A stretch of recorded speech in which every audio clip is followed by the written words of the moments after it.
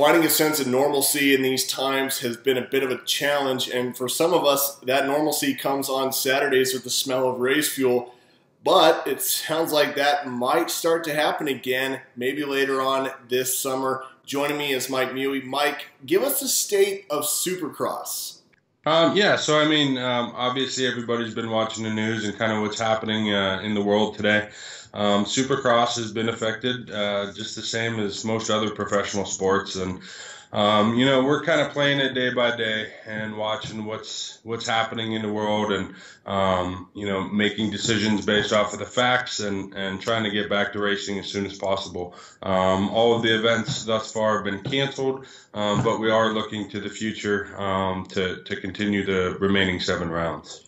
Those 7 rounds that are coming up are incredibly important for a lot of reasons. For mostly the championship points, because they're only separated by less than 5 points. I can only imagine, if you were Ken Roczen in the Honda truck and they said, "Oh, this is it," and you're looking back on the Daytona race going, "Wait, what? That's it?" Like it's a tough pill to swallow. So when you bring this news out that there's going to be 7 more races, how is that received by the riders beyond the fact that they were thrilled to be able to get back, to a sense of that normalcy and the joy of racing?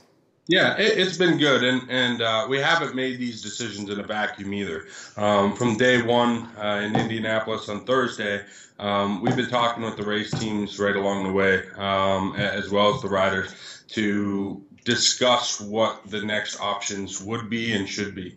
And at no time did we ever even consider canceling the series. It was more about how do we move forward in the best way possible. So overall, the reaction's been great.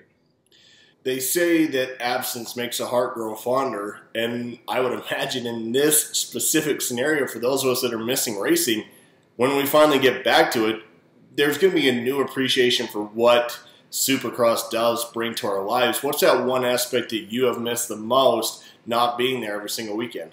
I mean, there's a ton of different aspects that I miss. Obviously, I've been doing this for 14 years, and very few Supercrosses have I missed. So the Saturdays are quiet nowadays, so I miss the hustle and bustle, and I love, what I take the most pride in my job is seeing it go from a piece of paper to a full-on event. And that's probably what I miss the most, but also seeing the faces. And I think when we do get back racing, everybody's going to be excited. I think it's going to be Anaheim 1 7 times over again through the remainder of the year. When is it expected to have that announcement come out for where those 7 races are and when they're going to be held? We're working right now. Everything's so fluid, with just the state of the world, that it's going to take some time for things to start settling down and for us to get over, what they're calling the hump, before we can start making decisions. We are looking at venues throughout North America that make sense. Where we wind up is going to kind of depend on what a lot of other professional sporting events do. So. Yeah, the logistics of this already were difficult in the first place, especially doing it in venues that weren't even being used at that time by the professional teams that housed in that venue.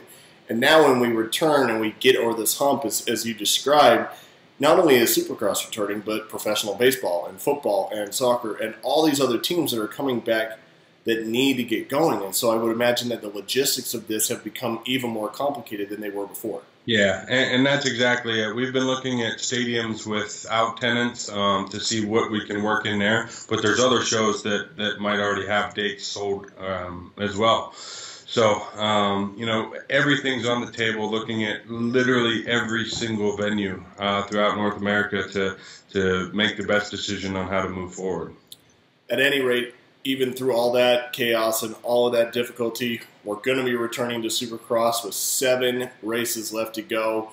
Do you foresee that maybe this will run right into October and possibly use the Energy Cup as a backup, or is that still just being looked at as a singular race?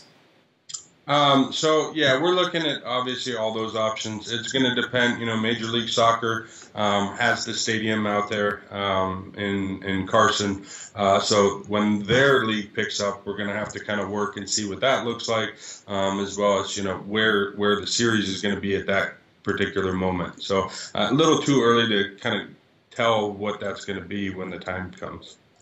the best news of the whole thing is that we are going to be back racing, and eventually we will be back to normal. Mike, I appreciate the time, a little bit of the information for what we're looking forward to and how we're going to kind of get back to what we love to do on Saturdays. We look forward to the official announcement once we kind of get to that point, and thank you so much, and stay healthy.